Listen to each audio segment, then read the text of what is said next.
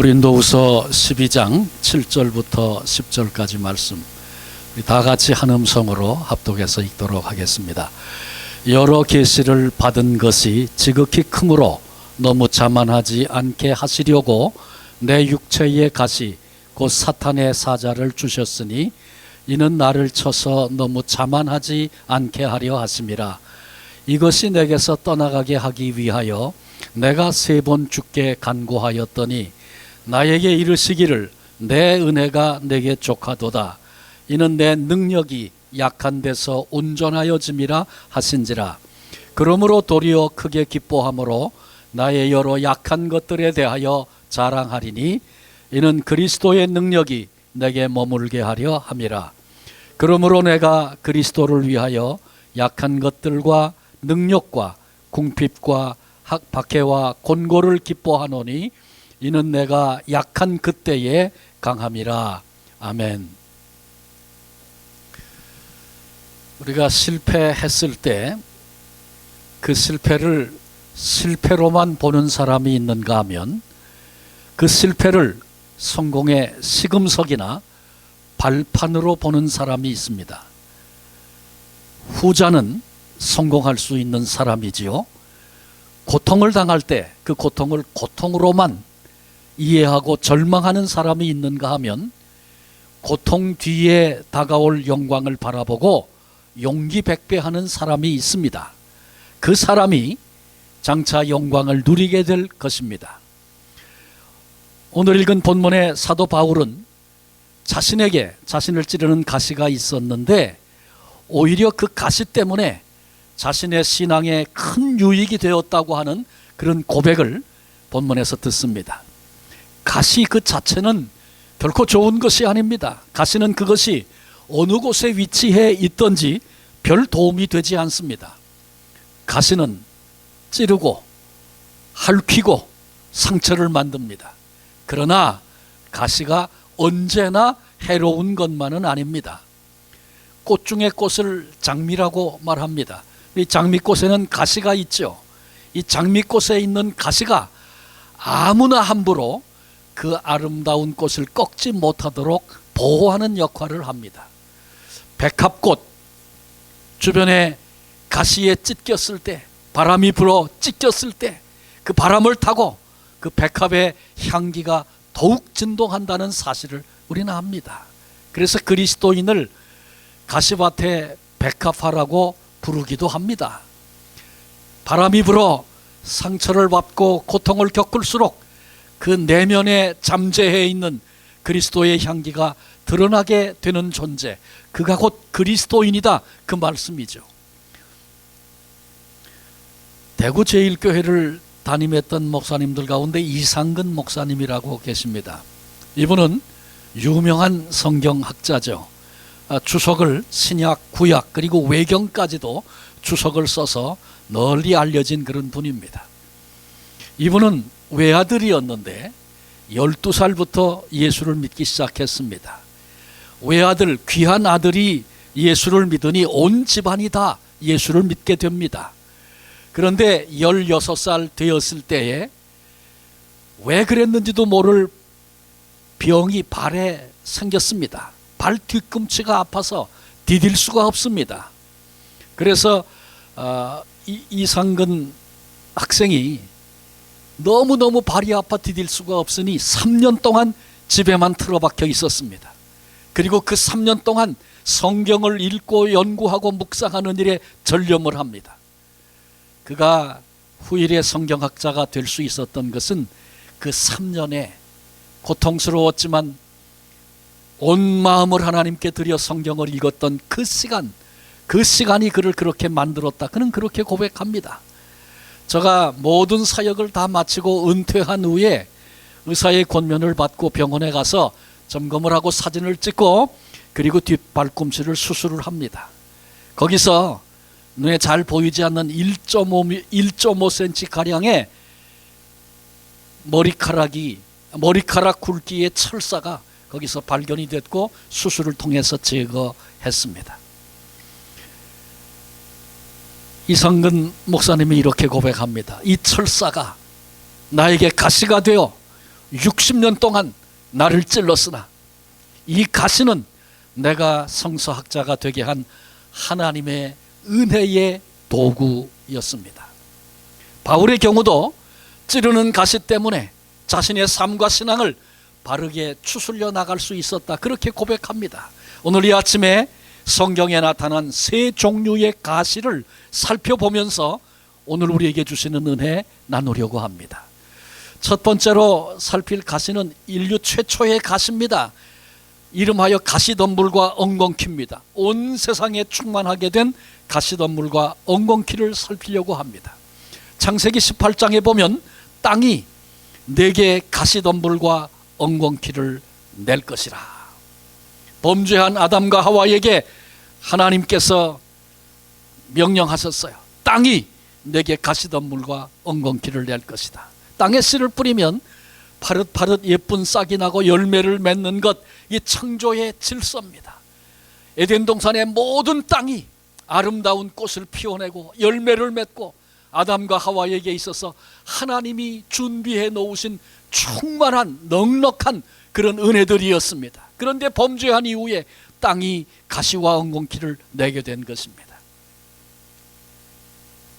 아담과 하와가 범죄한 이후에 땅이 가시와 엉겅퀴를 내는 그 고통이 아담과 하와에게 그리고 모든 인류에게 시작이 되었습니다.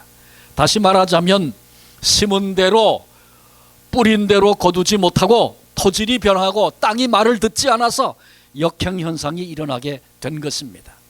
인간이 범죄하고 변질되자 자연계도 변했습니다. 그래서 결코 원치 않는 가시덤불과 엉겅퀴를 땅이 내는 그런 고통을 겪게 된 것입니다. 인간의 죄가 가시덤불과 엉겅퀴를 가져왔습니다. 예로부터 우리 한국을 삼천리반도 금수강산이다, 그렇게 불렀습니다. 제가 어렸을 때만 해도 동네에 자그마한 시내가 흘렀어요. 그런데 그 물이 얼마나 깨끗한지 친구들과 그 냇가에 가서 멱을 감고 물놀이를 하고, 거기 보면 송사리도 모래무치도 가재도 있었습니다. 고기를 잡고 놀던 그런 때가 있었어요. 그 시절에는 외국인이 한국에 방문을 하면 자연이 이렇게 아름답게 보존된 나라가 어디 있을까 깜짝 놀라곤 했습니다. 가을 하늘, 높은 가을 하늘 바라보면 감탄을 합니다. 그런데 오늘날 어떻게 됐습니까? 겉을 번지르하게 만들어놔 잘 모르지 구석에 들어가 보면 덮어놓은 냇가를 다시 열어보면 썩어 악취가 나고 쓰레기가 거기 가득 차 있고 생태계가 파괴된 것 발견합니다. 이른바 오염천국이 되었다. 어찌 한국뿐이겠습니까? 옛 모습 찾아볼 길이 없습니다. 여러분, 왜 이렇게 단시일 내에 자연계가 피폐되었습니까? 인간의 죄성, 이기주의, 나만 알고 자기중심주의, 나를 중심으로 인생을 살아가는 그 삶의 방식이 만들어낸 결론입니다. 중국 청도에서 장애자 아이들을 가르치는 사역을 하고 있는 선교사들 부부가 있는데, 그 남편이 허명철이라는 한 그런 선교사입니다.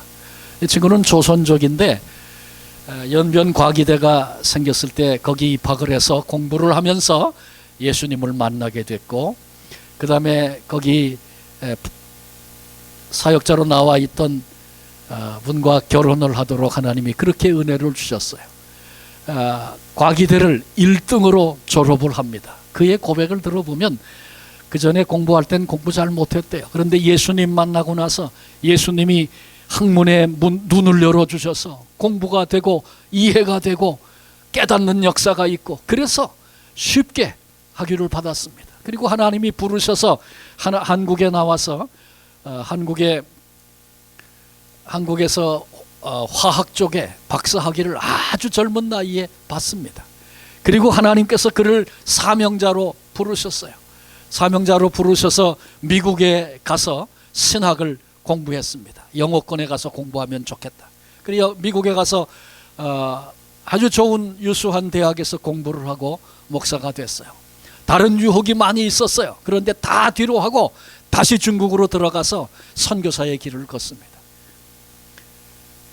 하나님이 장애자 아이들을 붙여주셔서 그 부부가 다 교육 사역, 가르치는 사역의 은사가 있는 그런 선교사들인데, 장애자, 말을 해도 잘 알아듣지도 못하는 그 아이들을 끌어안고 벌써 여러 해째 그 아이들을 가르치는 그런 사역을 합니다. 초기에 제게 편지가 한번 왔었어요. 이런 얘기예요.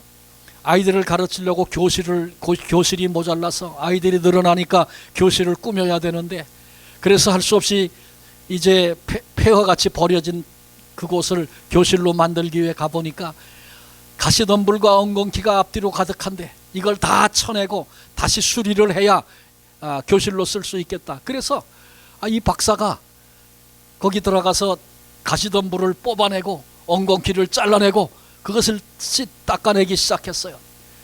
그리고 다 거기를 정리하고 그곳을 아름다운 교실로 만들었습니다. 그런데 그 작업을 혼자 하다가 제게 메일을 보냈는데 그런 얘기를 해요. 목사님, 제가 교실 마련하느라고 엉겅퀴, 가시덤불 잘라내고 뽑아내고 그거 하다가 손도 찔리고 팔도 찔리고 다리도 찔리고 피도 나고 상처도 입었습니다. 그런데 그 작업을 하면서 하나님이 제게 주신 깨닫게 하신 은혜가 있어서 나누고 싶어서 이렇게 메일을 보냅니다. 간증을 하는 거예요. 가시덤불과 엉겅퀴를 뽑아내면서 그런 마음을 하나님이 주셨대요. 명철아, 원래 네 마음에 이렇게 가시와 엉겅퀴가 가득 찼었단다. 그래서 누군가 내 마음을 건드리고 너와 뭐를 나누고 싶으면 가시가 작동을 하고 가시덤불이 작동을 해서 수많은 사람들에게 상처를 내고 피를 흘리게 만들고 그랬던 것이 내 마음이란다. 아, 내 마음이 그랬었구나. 그걸 깨달았다는 거예요. 자기가 피를 흘리면서 가시덤불을 뽑고 나서 환하게 깨끗하게 만들어진 그 땅을 보면서, 그런데 우리 주님이 십자가를 통해서 내 마음속에 찾아오셔서 피를 흘리시면서 내 마음에 엉겅퀴와 가시를 뽑아내 주어 이제 내가 이런 마음으로 마음밭으로 변화가 돼서 사람들을 사랑하게 되고 끌어안게 되고 내 마음을 통해서 위로를 받고 소망을 얻는 그런 사람들이 생겨졌구나. 이게 주님의 은혜구나. 주님의 은혜로 내가 이 일을 감당하는구나. 그것들이 알아져서, 그래서 혼자 눈물을 흘리며 하나님 앞에 내 마음속에 그 흉악한 가시와 덤불을 뽑아내 주신 주님을 찬송하면서 그렇게 감사했노라고 그분이 그런 메일을 보내왔어요.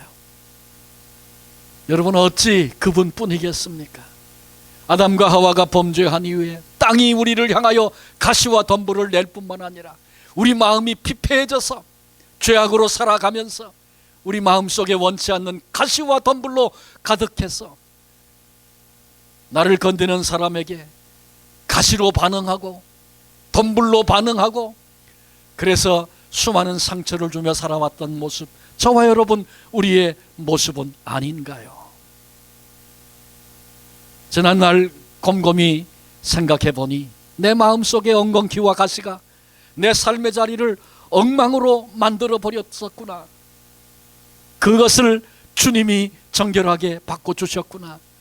허명철 그 선교사의 그 깨달음이 저와 여러분 우리에게도 알아지고 보여지고 깨달아져서, 그래서 베푸신 위로부터 임한 그 은혜로 인하여 감사하며 그 사랑의 마음으로 사람들을 끌어안고 복의 통로의 역할을 감당하며 그렇게 남은 생에 살 수 있는 우리의 삶이 되어야 하지 않겠습니까? 우리 주변 조금만 관심을 가지고 둘러보면 사회 질서, 도덕 윤리, 자연 환경에 이르기까지 무섭게 파괴되어 있는 것을 발견하게 됩니다. 그래요, 우리 모두가 다 가시와 엉겅퀴가 뒤덮인 세상을 지금 살고 있는 것입니다. 그래서 모두가 다 정녕 내가 원하는 삶을 살지 못해서 절규합니다. 나 이렇게 살고 싶지는 않은데, 그런데 그렇게 살 수밖에 없는 비극이 오늘 이 땅에 있는 것입니다. 내 이익만을 추구하고 자기중심적이고 그렇게 살아낸 죄의 결과, 삶의 결과입니다. 이런 것들을 회개하고 돌이켜야 자연도 회복되는 역사가 있을 것입니다. 세상 사람들은 그거 보지 못합니다. 자기의 사상을 가지고 환경운동하면 된다고 생각합니다. 그러나 그런 것으로 되는 것이 아니고, 가시와 엉겅퀴가 처음 시작될 때 죄로 말미암아 시작된 것이기에 하나님 앞에서 세상에 대한 책임을 가슴으로 느끼면서, 하나님, 내 죄를 용서합니다. 용서해 주세요. 나 중심으로 살았고 이기적인 생각으로 살았고 내게 이익만 된다면 무엇이든지 했던 나의 삶의 방식을 하나님 앞에 내놓습니다. 용서해 주세요. 우리가 그 근원된 죄를 깨닫고 끌어안고 회개하는 일들을 해야 자연계도 회복되는 역사가 일어나는 것입니다. 그런데 그건 세상 사람들은 죽었다 깨어나도 못하는 거죠. 그건 누가 해야 돼요? 그리스도인 된 우리가. 이건 그 사람들이 한 거예요. 그러지 말고 하나님, 이 땅에 이런 일이 벌어진 거 우리의 죄, 나의 죄입니다. 하나님 용서해 주세요. 우리가 그렇게 회개하며 기도하기 시작할 때 하나님께서 자연계를 다시 회복시켜 주시는 그 은혜를 우리 후손들이 누리며 경험하며 맛보게 되는 것입니다. 우리의 사명으로 알아야 합니다. 두 번째로 성경에 나타난 가시는 모세가 호렙산에서 보았던 가시떨기 나무입니다. 출애굽기 3장에 보면 호렙산에 가시나무가 있었는데 그 가시는 갑자기 돋아난 가시가 아니라 이미 거기 자리 잡고 있던 가시였습니다. 그런데 문제는 그 가시떨기 나무에 불이 붙었다는 것입니다. 맹렬한 불, 강한 불입니다. 그러나 타서 없어지지 않는 그런 불이 거기 불타고 있었습니다. 여기 영적인 의미가 있습니다. 모세가 본 이 호렙산의 가시, 이는 모세가 걸어야 할 험난한 가시밭길을 의미하고 보여줍니다. 동시에 그 가시떨기 나무에 불이 붙었습니다. 꺼지지 않는 불입니다. 그건 무엇입니까? 하나님의 임재, 하나님의 동역을 의미합니다. 다시 말하면 하나님께서 이제 가시밭길을 걸어가야 하는 모세에게 내가 너와 함께 하겠다. 가시밭길도 걱정하지 말아라. 내가 너와 반드시 함께 할 거야. 하나님의 임재를 확증해 주신 그런 사건입니다. 여러분, 모세만 가시밭길을 걷는 것이 아닙니다. 인생 모두가 걷는 그 길이 가시밭길이고, 그러니 저와 여러분 우리도 가시밭길, 인생길을 지금도 걷고 있다는 것 알아야 합니다. 어떤 사람은 태어날 때부터 가시를 만나는가 하면 어떤 사람은 살다가 갑자기 가시밭길을 만나기도 합니다. 나만은 예외일 것이라고 생각하며 살다가 어느 날 갑자기 가시밭길을 만나서 좌절하고 절망에 빠지는 그런 일들도 얼마든지 있습니다. 요람에서 무덤까지 아무 탈 없이 가시 만나지 않고 순탄하게 행군을 할 수 있다면 얼마나 좋겠습니까? 그러나 그것은 바람일 뿐 현실은 아니다. 현실은 그렇지 않다. 우리 모두가 경험을 통해 알고 있지 않습니까? 그뿐만 아니라 내 앞길을 가로막는 인생의 가시들은 내가 가지고 있는 돈이나 경험이나 명예나 권력 등으로 해결해낼 수 없다는 데 더 큰 문제가 있습니다. 가시는 저한테도 있고 여러분에게도 있는 것입니다. 우리에게, 나에게 어떤 가시가 있어서 내 인생을 고통스럽게 만들고 우리를 힘들게 하는 것인가? 내게 가시는 뭘까? 생각해 볼 필요 있습니다. 점검해 봐야 합니다. 동시에 호렙산 가시덤불에 함께 하시던 하나님의 불길, 하나님의 임재 기억해야 합니다. 그리고 가시밭길 같은 인생의 현장에, 고난의 현장에 하나님이 친히 우리와 나와 함께 하신다는 임마누엘의 하나님, 하나님의 임마누엘 되심, 우리는 믿고 더 담대하게 살아 승리하는 복된 성도들이 되시기를 바랍니다. 세 번째 생각하려고 하는 것은 바로 우리가 같이 읽었던 바울에 대한 이야기인데, 바울에게 있었던 바울의 가시를 좀 생각하려고 합니다. 바울의 가시는 우리가 다 아는 것처럼 육체의 질병입니다. 그게 어떤 것인지 정확하게 모릅니다. 어떤 학자는 바울이 시력에 큰 문제가 있어서 그렇게 얘기하죠. 다메섹 도상에서 빛으로 찾아오신 주님 뵙고 나서 눈이 아주 나빠졌다는 겁니다. 그래서 평생 눈 때문에 잘 보이지 않아 고생을 많이 했다. 그게 바울에게 가시다. 뭐 그럴 수 있겠다 생각이 됩니다. 또 어떤 학자는 금방 간질이 바울에게 있었다 그래요. 이 간질이라는 거는 간질이 발동 안 하면 정상인 것 같고 괜찮은데 갑자기 간질이 찾아오면 막 몸이 꼬이고 거품을 물고 사람들이 깜짝 놀래고 그렇게 되죠. 근데 바울은 전도하는 사람 아닙니까? 전도하다가 설교하다가 간질이 생겼다고 한번 생각해 보세요. 그러면 얼마나 많은 사람에게 고통을 줬겠어요. 또 비방하는 사람이 있으면 너나 건강해라, 너 그 꼴을 하고 무슨 복음이 축복이라고 얘기하니 얼마나 조롱과 우스꽝스러움을 당했겠어요. 하여간 바울에게 그게 정확하게 뭔지는 모르지만 바울을 무척 힘들게 했던, 복음 전하는 일에도 힘들게 되었던 그런 이제 가시가 있었다는 것이죠. 가시라고 하는 말의 헬라어 원어는 스콜롭스입니다. 스콜롭스. 우리말로 번역하면 말뚝, 뾰족한 창, 그런 뜻을 가지고 있습니다. 여러분, 바울의 몸에 스콜롭스가 꽂혔으니 얼마나 그게 괴롭고 고통스러웠겠습니까? 바울과 같은 성자에게도 가시가 있었습니다. 너무나 그게 고통스러워서 본문에 보니까 3번씩이나 하나님께 기도했다 그랬어요. 그런데 하나님께서 옮겨주시지 않았습니다. 오히려 바울에게 말씀하셨는데 내 은혜가 내게 족하다. 누구의 은혜? 하나님의 은혜. 그러니까 가시가 이거 좀 제거해 주세요 그랬더니 하나님 그게 내 은혜다 그렇게 말씀하시는 거예요. 그리고 그게 내게 좋게 그렇게 말씀하셨어요. 왜 바울의 가시가 은혜인가? 오늘 본문이 그걸 얘기하고 있죠. 한 가지는, 두 가지를 생각하는데 한 가지는 가시로 인해서 겸손히 살 수 있었기 때문에 가시가 바울에게는 은혜였습니다. 당시 유대인 남자들이 부러워하는 몇 가지 사회적인 신분이 있습니다. 남자만 아니라 여자들도 똑같죠. 그건 뭐냐 하면 첫째로 좋은 가문에 태어나는 겁니다. 어떤 가문 사람이냐? 그게 그 사람의 성공과 실패를 거의 좌지우지할 정도로 가문 중요합니다. 그렇게 여겼습니다. 실제로 그것이 사회 현상이었습니다. 그 다음에 두 번째는 가말리엘 같은 훌륭한 율법 선생의 문화에서 공부를 하는 거. 그러면 미래가 보장되는 겁니다. 다 그러고 싶어 했어요. 그리고 또 한 가지가 있는데 그건 그 시대에 큰 권세였던 로마 시민권을 갖는 것입니다. 모든 사람이 부러워해서 그거 갖고 싶어 했어요. 그래서 수단과 방법을 가리지 않고 로마 시민권을 받으려고 애들을 썼습니다. 그런데 지금 말씀드린 그 3가지 모든 유대인들이 부러워하고 갖고 싶어하고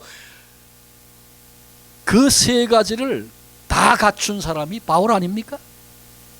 그러니 어떠면 그 시대에 바울은 자기 과시하고 자랑하려면 자랑할 게 수도 없이 많은 모든 것을 갖추고 산 사람이 바울이었습니다. 거기다가 예수님 만나고 예수 믿고 나서 지극히 큰 여러 계시를 하나님이 바울에게 주셨습니다. 영적인 은혜까지 풍성하게 받았습니다. 그런데 바로 그 바울이 가시에 걸렸습니다. 그 가시는 율법으로도 시민권으로도 가문으로도 해결되지 않는 그런 가시였습니다. 바울이 깨달았습니다. 이 가시는 나를 쳐서 너무 교만하지 않게 하려는 하나님의 섭리가 여기 있구나. 바울은 이 가시 때문에 늘 자기를 낮출 수 있었다고 합니다. 비교해보면 게임도 안 되는 사람들이 일어나서 이런저런 비방도 하고 조롱도 하고 한 방에 끝낼 수 있죠. 그런데 바울은 그때도 겸손합니다. 자기에게 있는 가시를 통해 하나님이 주신 교훈, 하나님이 원하시는 것들이 무엇인가를 깨닫고 알고 붙잡았기 때문에 할 수 있는 일이었습니다. 또 한 가지는 바울이 가시를 통해 얻은 또 한 가지는 주님을 의지하며 늘 살 수 있었기 때문에 가시가 은혜였다. 그 말씀입니다. 바울이 많은 기도를 했습니다마는 특별히 가시 때문에 사람의 조롱거리가 되고 사역의 방해가 되고 자기가 감당해야 될 일이라고 느껴지고 깨닫고 거기에 자기의 삶을 드리고 싶을 때 그렇게 하지 못하는 방해거리가 육체에 있단 말이죠. 가시가 있단 말이죠. 그래서 가시 때문에 하나님께 많이 기도했습니다. 기도하면서 하나님의 뜻을 발견하곤 했죠. 여러분, 기도한다는 것은 철저히 하나님만 의지한다는 것입니다. 기도하지 않고도 살아요. 그러면 하나님 의지하지 않고도 살 수 있다, 그겁니다. 아주 쉽게 분별될 수 있는 부분이에요. 내가 기도하지 않고 살면 기도하지 않고도 나 괜찮아, 지금 잘 살고 있어, 그렇게 여기는 것이죠. 기도하며 매달려서 하나님이 도와주시지 않으면 안 되겠습니다. 매달리고 기도한다는 것은 하나님 없이는 안 됩니다. 하나님만 의지합니다. 그래서 바울은 이 아픔 때문에 이거 제거해달라는 기도는 3번만 했어요. 그렇지만 아픔이 있을 때마다 하나님, 이런 연약한 나를 불쌍히 여겨주세요. 이것밖에 되지 않는 나를 오늘까지 복음을 위해 써주신 것 감사합니다. 지금 이것이 복음의 방해가 되고 사람들에게 나아가는 데 걸림돌이 되니 주님, 나를 붙잡아 주시고, 내게 약함이 있지만 주님이 붙잡아 써주셔서 약함과 상관없이 주님이 원하시는 그 일을 감당하게 해주세요. 기도할 수 있었습니다. 오히려 약한 것으로 인해서 감사하고 기뻐하고, 내가 이것 때문에 오늘도 하나님께 매달리고 기도할 수 있으니 이게 하나님의 은혜구나, 그렇게 여기며 기뻐하는 성숙한 그리스도인이 됩니다. 이 은혜로 인하여 자신의 약함을 자랑하는 사람이 됐습니다. 9절에 보니까 나에게 이르시기를 내 은혜가 내게 족하도다, 이는 내 능력이 약한 데서 온전하여 짐이니라 하신지라. 하나님의 능력이 강한 사람, 잘 되고 있는데 그런데 하나님이 가지 않으신다는 거죠. 오히려 약하고 어쩔 줄 몰라 하는 사람, 이것 때문에 내가 아무것도 할 수 없는 그 고통을 안고 있는 그 사람에게 찾아가셔서 온전하신 하나님의 뜻을, 온전하신 하나님의 능력을 나타내시니 약한 데서 하나님의 능력이 온전해진다 말씀하셨어요. 그러므로 도리어 크게 기뻐함으로 나의 여러 약한 것들에 대하여 자랑하리니 이는 그리스도의 능력이 내게 머물게 하려 함이라. 여러분, 가시가 자랑거리입니까? 나를 고통스럽고 우스꽝스럽게 만드는데 그게 어떻게 자랑일 수 있어요? 나의 약점, 그게 자랑입니까? 나의 약한 거, 내가 갖지 못한 거, 내게 없는 거, 그게 자랑거리입니까? 그건 절대로 자랑거릴 수 없죠. 그런데 그게 자랑이 되는 방법이 있어요. 낙심하지 않고 절망하지 않고 오히려 그것 때문에 하나님 앞에 나가 씨름하고 매달리고 기도할 수 있다면 그 약함은 우리에게 자랑이 됩니다. 이 약함 때문에 내가 오늘도 하나님 의지합니다. 이 약함 때문에 오늘도 하나님을 바라보고 기다립니다. 이 약함 때문에 오늘도 내가 기도하고 부르짖습니다. 하나님이 그 사람에게 오셔서 하나님의 능력이 온전하심을 나타내 보여주십니다. 그러니 약한 것 때문에 기도할 수 있다면, 약한 것 때문에 오늘 매달리며 산다면 그 약함이 내게 자랑이 된다는 것입니다. 가시 때문에 기도했더니, 늘 주님을 의지했더니 주님의 능력이 함께 하심을 경험하게 됐습니다. 이 일이 엄청난 은혜라는 사실을 바울이 깨닫게 된 것입니다. 가시 누구에게나 있습니다. 그런데 그 가시에 굴복을 당하면 찔려 죽고 넘어져 죽고 실패할 것입니다. 그러나 가시 때문에 기도하면, 가시 때문에 주님을 의지하면 주님의 능력이 함께 하시는 엄청난 축복을 누리게 되는 것입니다. 누가 복된 자입니까? 가시가 없어서 나는 인생 승승장구 잘 살고 있다고 여기면서, 그래서 하나님께 기도도 해본 적이 없고 주님을 의지해 본 적도 없고 찾아본 적도 없는 사람이라면 그를 복된 사람이라고 얘기할 수 있겠습니까? 결국 그것 때문에 망하게 될 것입니다.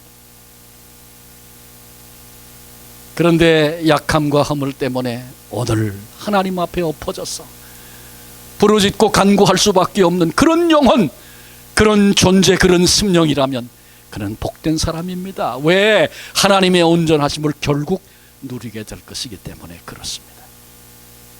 그래서 가시는 은혜입니다. 오히려 약함은 자랑이 됩니다. 10절에 그러므로 내가 그리스도를 위하여 약한 것들과 능욕과 궁핍과 박해와 곤고를 기뻐하노니 이는 내가 약한 그때의 강함이니라. 여러분, 신비 아닙니까? 약한 그때가 강할 때라고. 누구에게? 약한 것, 그것 때문에 하나님 앞에 엎어져 기도할 수 있고 부르짖을 수 있는 그 사람에게 하나님의 능력이 함께 하시니, 그 비밀을 알았던 바울은 약한 그때의 강함이라 이같이 고백할 수 있었던 것입니다.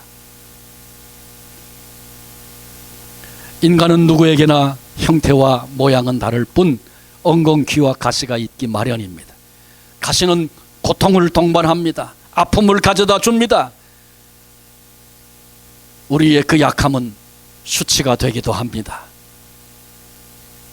오늘 내게는 어떤 가시, 어떤 엉겅퀴가 있어 오늘 내 인생을 정말 힘들게 하는 것 무엇인가 살펴봐야 합니다.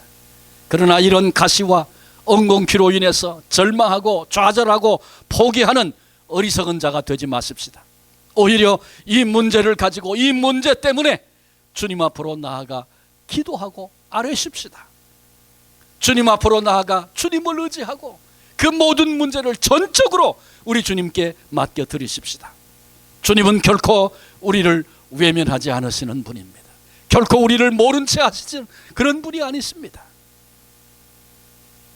호렙산 가시떨기나무와 함께 하셨던 하나님의 임재, 꺼지지 않는 불길, 바울에게 가시로 인해서 고통하던 바울에게 능력으로 함께 하시던 우리 주님, 친히 우리와 함께 하심을 의심하지 마십시다. 남은 생에 주님을 향한 그 사랑의 아버지를 향한 믿음을 가지고 우리를 괴롭게 하는 가시 만날 때마다 그 가시를 주님께 아뢰고 맡겨드리고 그렇게 남은 생에 평생을 살아가십시다. 여러분, 내 거 가지고 살지 맙시다. 내 것은 가시고 내 것은 약함이고 내 것은 수치고 그런 것입니다. 그런 거 가지고 살지 않고 위로부터 임하는 은혜, 함께 하시는 주님, 주님의 그 능력으로 오늘을 사는 길이 여기 있습니다. 그게 뭐예요? 내 약함과 내게 있는 가시를 주 앞에 내놓고, 주의 은혜가 아니면 사람 구실도 할 수 없고, 주의 은혜가 아니면 수치와 부끄러움을 당할 수밖에 없고, 주의 은혜가 아니면 내가 만들어낼 결론은 너무나 뻔한 건데, 주님 나를 불쌍히 여겨주세요. 주님께 기도하는 그 사람, 주님이 함께 하셔서 주님의 능력에 붙잡혀서 주님의 능력으로 그렇게 오늘을 살아가는 복을 누리게 될 줄로 믿습니다. 내 약함, 내 인생의 모든 가시가 오히려 내게 은혜가 되고 능력이 되는 놀라운 복을 무엇으로? 기도로 누리는 성도님들 한 분 한 분 되시기를 주님의 이름으로 축원합니다. 기도하시겠습니다. 하나님, 우리 모두는 말씀을 듣고 생각해 보니 가시와 엉겅퀴가 가득한 이 세상을 살고 있음을 확인하게 됩니다. 우리 인생 속에도 가시와 엉겅퀴가 있어서 내가 찔리고 아픔을 당하고 또 그것이 다른 사람을 찔러 아프게 하고 상처를 내는 이런 가시로 충만한 세상을 살고 있는데, 이런 우리에게 가시를 통하여 살피고 알아야 할 것, 생각해야 할 것, 말씀을 통해 나누게 하신 것 감사합니다. 최초의 가시가 죄로부터 시작됐는데, 하나님, 내 안에 있는 죄가 이 세상을 가시와 엉겅퀴로 가득하게 하고 있다는 것 다시 말씀을 통해 확인했는데, 그리스도인에게 회개의 사명이 있다고 말씀 들었는데 우리의 눈을 열어주시고 하나님 앞에서 자연계가 신음하고 주의 때가 오기를 자연계도 기다리고 탄식하고 있는데, 주님, 우리들이 먼저 우리의 죄를 주 앞에 내놓고 회개하는 역사가 있어서 하나님께서 이 땅을 새롭게 하시는 그 은혜를 함께 누리고 우리 자녀들이 그 은총을 경험하도록 우리를 통로로 써 주시옵소서. 모세에게 보여주신 호렙산의 가시, 걸어가야 할 길이 가시밭길인데, 그러나 내가 너를 혼자 보내지 아니하고 내가 너와 동행한다. 동행하시는 하나님 안에 힘이 있고 능력이 있다는 것 다시 확인했습니다. 주님, 인생길 가시밭길 우리들 걸어 여기까지 왔고 이제 남은 시간 남은 세월이 얼마인지 우리는 모르지만 여전히 그 길 걷게 될 터인데 그 불 꺼지지 않는 불로 우리와 함께 하시는 아버지 하나님의 그 사랑을 늘 가슴으로 기억하고, 그래서 절망하지 않고 낙심하지 않고 포기하지 않고 끝까지 주님 부르시는 그날까지 동행하시는 아버지와 함께 가시밭길이어도 남은 생에 그 길 잘 걸어낼 수 있는 믿음의 승리자들 되게 해 주옵소서. 바울의 가시 살폈습니다. 바울을 힘들게 하고 사람들에게 멸시받게 하는 그런 이유가 되고 때로는 복음을 증거하는 데도 가로막힘이 되는 그런 가시였습니다. 그러나 바울은 그 가시가 은혜라고, 내가 하나님께 기도하면서 더 이상 교만하지 않고 나를 자랑하거나 내세우지 않고 주님께서 우리와 함께 계시고 주님께서 내 안에 머무시는 이유가 된다는 것 알고 그 비밀을 깨닫고 그것 때문에 기도하면서 주님이 약함이 강함이 되게 하시고 추함이 영광이 되게 하시는 그 놀라운 비밀을 저의 그 가시를 통해서 더 깊이 경험하며 그 믿음으로 남은 생의 사역의 길을 걸었던 것처럼, 주님, 우리도 우리 속에 있는 가시 때문에 절망하는 것이 아니라 끌어안고 주님 앞에 나아가기만 하면 바울이 내가 약한 것이 오히려 강함이 된다고 고백했던 것처럼 우리의 약함 때문에 주님의 강함을 경험하며 오늘을 살아가는 승리자가 될 줄로 믿습니다. 이 비밀이 우리에게도 보여지고 경험되고 누려지고, 그래서 그 주님을 기쁘게 증거하며 살 수 있는 우리 모두의 남은 생애가 되게 해 주옵소서. 하나님, 우리 교회의 약함이 문제가 아니고 나 개인의 약함이 문제가 아니고 그 약함을 주 앞에 내놓고 주님이 맡아주신다는 사실을 믿음으로 신뢰하며 그렇게 살지 못함이 문제인 것을 깨달았으니, 하나님, 전적으로 주님만 바라보고 주님만 의지하고 우리의 적은 것, 우리의 약한 것, 우리의 허물, 우리의 부끄러움, 그것 때문에 더 주 앞에 무릎 꿇을 수 있는 기도의 사람들, 하나님의 사람들 다 되게 하소서. 마침내 하나님이 우리를 쓰신 아름다운 열매들로 주를 영화롭게 하고 우리 인생을 되돌아보며 참 감사와 기쁨과 감격으로 주 앞에 설 수 있는 믿음의 승리자들 다 되게 해 주옵소서. 우리의 소망이 되신 예수 그리스도의 이름으로 간절히 기도하옵나이다. 아멘.